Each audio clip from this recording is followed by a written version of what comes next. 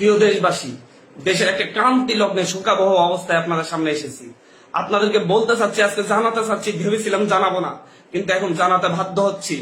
কারণ আপনারা জানেন, আপনাদেরকে বলতেছি, আজকে সকালবেলা মাহবুব যারা এমপি আমাদেরকে ফোন করে আমাদেরকে বলেন, মাননীয় প্রধানমন্ত্রী আপনাদের সাথে দেখা করতে চাই, গণভবন আসুন, আমাদের সাথে আলোচনা করুন, আপনাদের পরিবার সহ আসুন, বাবা মা সহ আসুন। আমরা প্রত্যাখ্যান করেছিলাম, বলেছি ওনার হাতে আমাদের ভাইদের রক্ত লেগে আছে, ওনাকে বলুন সেই হাত পরিষ্কার করতে, তারপর কেবল আমরা আসবো, তারপর আমরা তার সাথে কথা বলবো কিনা ভেবে দেখবো।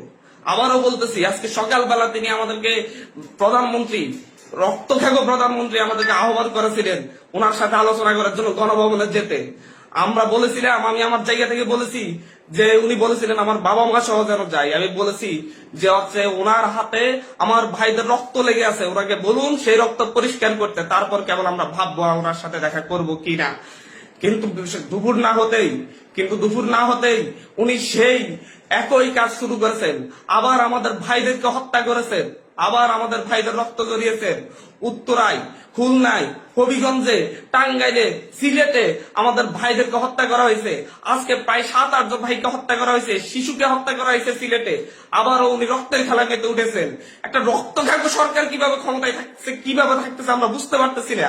এই দেশের মানুষ রাস্তায় নামবে, খালি হাতে নামবে, উনি ডিরেক্ট গুলি করে মেরে ফেলবেন। বাচ্চা বাচ্চা ছেলেদেরকে মারতেছেন, পাতার খুলি উড়াইয়া দিচ্ছেন।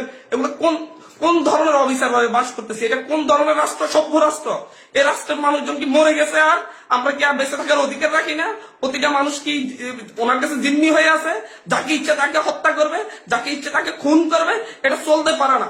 এর বিরুদ্ধে আমাদেরকে ঐক্যবদ্ধ লড়াই করতে হবে। আমরা বৈষম্য বিরোধী ছাত্র আন্দোলনের পক্ষ থেকে স্পষ্ট ঘোষণা করতেছি, আগামী কালকে সারা দেশে প্রতিটা পাড়া মহল্লায় প্রতিটা জায়গায় বিক্ষোভ কর্মসূচি পালিত হবে। আর আগামী কালকের পরে পরশুদিন থেকে সর্বাত্মক অসহযোগ আন্দোলন পালিত হবে। সর্বাত্মক অসহযোগ। কোন ট্যাক্স দেওয়া হবে না এই সরকারকে, এই সরকারের অফিসে যাওয়া হবে না, কেউ তার অফিসে যাবে না, কেউ তার সরকারি বেসরকারি সকল অফিস বন্ধ থাকবে, সচিবালয় বন্ধ থাকবে, এভরিথিং বন্ধ থাকবে। গণভবনে কোনো বাস গাড়ি ঢুকবে না, বঙ্গভবনে কোনো গাড়ি ঢুকবে না, এভরিথিং অফ থাকবে। এবং সরকারকে সর্বাত্মক অসহযোগিতা করা হবে। কেউ ট্যাক্স দিবেন না, প্রয়োজন বিদ্যুৎ বিল দেওয়া যাবে না, গ্যাস বিল দেওয়া যাবে না, প্রয়োজনে কাঠে রান্না করা হবে, প্রয়োজনে প্রত্যেকে প্রয়োজনে মোমবাতি জ্বালানো হবে। তারপরে যদি বিদ্যুৎ চলে যায়, যদি বিদ্যুৎ লাইন কেটে দেয়, তাহলে আপনারা প্রত্যেকে মোমবাতি ব্যবহার করেন প্রয়োজনে। তারপরে এই সরকারকে কোনো সহযোগিতা করা হবে না। এটা খুনি সরকার, আমাদের ভাইদেরকে বারবার খুন করতেছে। আমাদের মুখে এক কথা বলে সকালে কান্নাকাটি করতেছিল যে হচ্ছে এই লাশগুলা দায়িত্ব নিবে, আর বিকেল না হতে আবার লাশ ফেলতেছে রাস্তায়। মানে দোমুখ সাপ। সকালে এক কথা বলে, বিকেলে আরেক কথা বলে। আমাদের সাথে বলেছিলাম যে আমাদের সাথে 14 তারিখ 15 তারিখে আমাদের সাথে বসেছিলেন, ওনার সাথে আলোচনা করবেন, কিন্তু তারপরে দেখা গেছে তারপর থেকে আমাদের ভাইদের উপর হামলা করা শুরু করছে। উনি একটা নৃশংসতা চালাচ্ছে বাংলাদেশে। কোন ভয়ঙ্কর একটা অবস্থা বাংলাদেশে বিরাজ করতেছে। ছেলেদেরকে, শিশুদেরকে, বাচ্চাদেরকে, মেয়েদেরকে হত্যা করতেছে। ছাত্রলীগ যুবলীগ গুলি নিয়ে রাস্তায় নামতেছে। ওরা সন্ত্রাসীদেরকে নিয়ে রাস্তায় নামিয়ে আমার ভাই বোনদেরকে হত্যা করতেছে। আর বসে থাকা যায় না। আমরা সারা দেশের ছাত্র, নাগরিক, অভিভাবক যে অবস্থানে আছেন, মা বোন, প্রত্যেককে বলবো আগামীকাল থেকে আপনারা প্রত্যেকে রাজপথে থাকবেন, প্রত্যেকে প্রতিটা বাড়ি থেকে রাজপথে থাকবেন। আপনারা কেউ ঘরে বসে থাকবেন না, এটা আপনাদের দায়বদ্ধতা। আপনাদেরকে বলতেছি, প্রতিটা লাশের রক্তের প্রতি আপনাদের দায়বদ্ধতা আছে, প্রতিটা শহীদের রক্তের প্রতি আপনাদের দায়বদ্ধতা আছে। আমি সারা দেশের প্রত্যেকটা নাগরিককে বলবো, আপনার যদি একটু লজ্জিত হন, আপনি যদি এই বিচার চান, আপনি যদি এদের বিরুদ্ধে দাঁড়াতে চান, আপনি ঘরে থাকতে পারেন না। আপনার প্রত্যেককে রাস্তায় নেমে আসতে হবে। প্রতিটা সিঙ্গেল মানুষকে আপনি প্রয়োজন আপনার বিল্ডিং এর নিচে এসে অবস্থান করুন, বিল্ডিং এর সবাই মিলে, বিল্ডিং কমিটি, প্রতিটা ভবনের কমিটির আপনারা মিটিং ডাকুন, মিটিং ডেকে সিদ্ধান্ত নিন, সবাই একত্রিত হয়ে নামবেন। প্রতিটা মহল্লায় আপনারা সিদ্ধান্ত নিন, আপনারা প্রত্যেকে একত্রিত হয়ে নামবেন, রাস্তায় থাকবেন যতক্ষণ পর্যন্ত না এই রক্তখ্যাগো তার কাজ বন্ধ না করে, এবং এই রক্তখ্যাগো যেন আর না থাকতে পারে। স্পষ্ট বার্তা।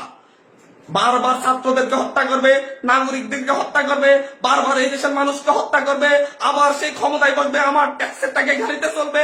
যাদের ট্যাক্সের টাকায় উনি গাড়িতে চলেন, সেই ট্যাক্সের টাকায় সেই নাগরিকদেরকে হত্যা করবেন বারবার, এবং ক্ষমতায় বেশে ওনাদের মতো করে আবার হাস্যরস সৃষ্টি করবেন, নাটকবাজি করবেন, এটা আর চলতে দেয়া যাচ্ছে না, এটা আর চলতে দেয়া যাবে না। আপনাদেরকে বলতেছি এটা আর চলতে দেয়া যাবে না। প্রত্যেকে নিজ নিজ অবস্থান থেকে নেমে আসবেন। প্রতিটা ঘর মহল্লা, প্রতিটা পাড়া, প্রত্যেকটা মানুষ আপনারা রাস্তায় নামবেন। কালকে সারা দেশে বিক্ষোভ মিছিল অনুষ্ঠিত হবে হত্যাকাণ্ডের বিরুদ্ধে, এবং পরশুদিন থেকে সর্বাত্মক অসহযোগ আন্দোলন চলবে। কোন ধরনের সহযোগিতা করা হবে না। প্রত্যেকটা দল, প্রত্যেকটা মতের মানুষকে বলবো আপনারা সংগঠিত ভাবে ঘোষণা দিন।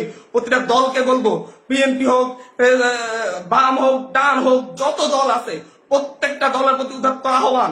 ধর্মভিত্তিক দল হলে ধর্মভিত্তিক দল, ডান দল হলে ডান দল, বাম দল হলে বাম দল, জাতীয় ঐক্যমতে প্রত্যেকে রাস্তায় নেমে আসবেন। প্রত্যেকে রাস্তায় নেমে ঐক্যবদ্ধভাবে আপনারা জানান দিবেন এইটা বাংলাদেশে চলতে পারে না, কোন রক্ত খেকো এইভাবে থাকতে পারে না, বারবার রক্ত জড়িয়ে তারা ক্ষমতায় থাকবে তা হতে পারে না। তিনি আজকে সকালে আমাদেরকে বলেছেন, আমাদেরকে দাওয়াত করতেছেন যে আমার বাবা মাকে নিয়ে আমি ওনার গণভবনে যেতাম, যে ওনাদের সাথে আলোচনা করতাম। জাস্ট একটা কথাই বলেছি, ওনার হাতে আমার ভাইদের রক্ত লেগে আছে, উনি ওই রক্তাক্ত হাত পরিষ্কার করুন, তারপর আমরা গণভবনে যাবো কিনা ভেবে দেখবো। কিন্তু তিনি তো রক্তাক্ত হাত পরিষ্কার করার সিদ্ধান্ত নেনই নেই, তিনি বরং আরো রক্ত ঝরানোর পথ বেছে নিয়েছেন।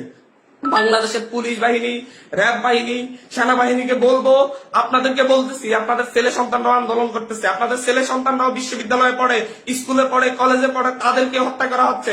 ভুলে যাবেন না মুক্তিযুদ্ধে সেই পুলিশের কথা যার সন্তানের বুক ঝাঁঝরা করে দেওয়া হয়েছিল আরেক পুলিশের গুলিতে যাত্রাবাড়ি থেকে। সে প্রশ্ন করেছিল, স্যার একটা ছেলেকে মারতে কয়টা গুলি লাগে? সো আপনাদেরকে বলতেছি, আপনারা জনগণের পাশে দাঁড়ান। পুলিশ বাহিনীকে বলবো আর গুলি ছুটবেন না, দয়া করে আমরা আপনাদেরই সন্তান, আপনাদেরই ভাই, আপনাদেরই অনুজ, আপনারা আর গুলি ছুটবেন না, আপনারা বন্ধ করুন, আপনারা এই সরকারকে অসহযোগিতা করুন। আপনাদেরকে বলতেছি এই সরকারকে অসহযোগিতা করুন। র্যাব বাহিনীকে, পুলিশ বাহিনীকে, যত আইন শৃঙ্খলা বাহিনী আছে প্রত্যেককে বলুন, বলতেছি আপনারা আপনাদের ব্যারাকে ফিরে যান, আর কোনো ভাইদের হত্যা করবেন না। আমাদের আন্দোলন শান্তিপূর্ণ ছিল, শান্তিপূর্ণ থাকবে। প্রত্যেকটা নাগরিক প্রতিটা জায়গা থেকে তার নিজ নিজ অবস্থান থেকে সর্বোচ্চ সতর্কতা নিয়ে কালকে থেকে রাজপথে থাকবে, যতক্ষণ পর্যন্ত এই রক্ত খাগর রক্ত ঝরানোর স্বাদ না মিটে। প্রয়োজনে আমরা আরো রক্ত দিব, তারপরে আমরা এই ক্যাপ চাচ্ছি না। প্রিয় দেশবাসী, আপনাদেরকে বলবো ঐক্যবদ্ধভাবে রাজপথে নামুন, এবং কালকে বিক্ষোভ মিছিল পালিত হবে। পরশু দিন থেকে আমাদের সর্বাত্মক অসহযোগ আন্দোলন চলবে। ট্যাক্স দেওয়া হবে না, সরকারকে কোনো সরকারকে কোনো ধরনের সহযোগিতা করা হবে না। প্রত্যেকটা অফিস আদালত বন্ধ থাকবে, সচিবালয় থেকে শুরু করে একটা প্রাইমারি স্কুল পর্যন্ত সব বন্ধ থাকবে কালকে থেকে এদেশের মানুষ তাদের ঐক্যবদ্ধ শক্তির প্রমাণ দিবে এবং রাজপথে লড়াই করবে। ধন্যবাদ।